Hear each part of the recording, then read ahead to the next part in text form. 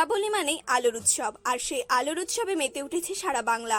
উত্তর চব্বিশ পরগনা জেলার মচলন্দপুরের অন্তর্গত নেতাজি সংঘ নিয়ে এলো এক নতুন সাজ। প্রতি বছরই তাদের প্রতিমা এবং প্যান্ডেলের মধ্যে থাকে নতুনত্ব, এবারও তার ব্যতিক্রম নয়। তাদের এবারের বিশেষ আকর্ষণ কবিগুরু রবীন্দ্রনাথ ঠাকুরের সহজ পাঠ। সমগ্র মণ্ডপ সাজানো হয়েছে সহজ পাঠের সেই ছোট খোকা থেকে শুরু করে সমস্ত মনীষীদের ছবি দিয়ে। শুধুমাত্র পুঁথিগত বিদ্যা দিয়েই নয়, শ্যামা পূজার মণ্ডপ সজ্জার মধ্যে দিয়ে সুসজ্জিত এই মাতৃমণ্ডপ। মচলন্দপুর নেতাজি সংঘের কালী পুজো এবছর ৪৪তম বর্ষে পদার্পণ করলো। পুজো কমিটির আশা শুধু মচলন্দপুর নয়, পার্শ্ববর্তী গোবরডাঙ্গা, হাবড়া, বসিরহাট, বাদুড়িয়া সমস্ত জায়গা থেকেই দর্শনার্থীরা আসবে তাদের মণ্ডপ ও প্রতিমা দর্শন করতে। শিয়ালদা বনগাঁ শাখায় মচলন্দপুর ১ নম্বর প্ল্যাটফর্মে নেমে বাজারের দিকে ২ মিনিটের হাঁটা পথ।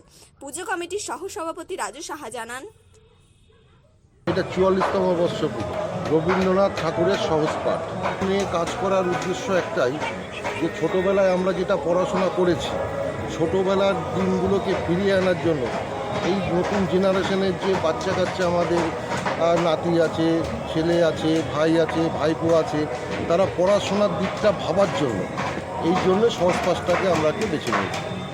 যেই সমস্ত মুনি ঋষিরা আমাদের আছেন, সেই মুনি ঋষিদের আমরা যারা অনেকেই ভুলে গেছি, যে মুনি ঋষিদের চিনতে পারবে, জানতে পারবে, তাদের কাজকর্ম কী ছিল সেইটা যাতে জানতে পারে, তার জন্য আমরা এই সহজ পাঠটাকে সামনে এনেছি।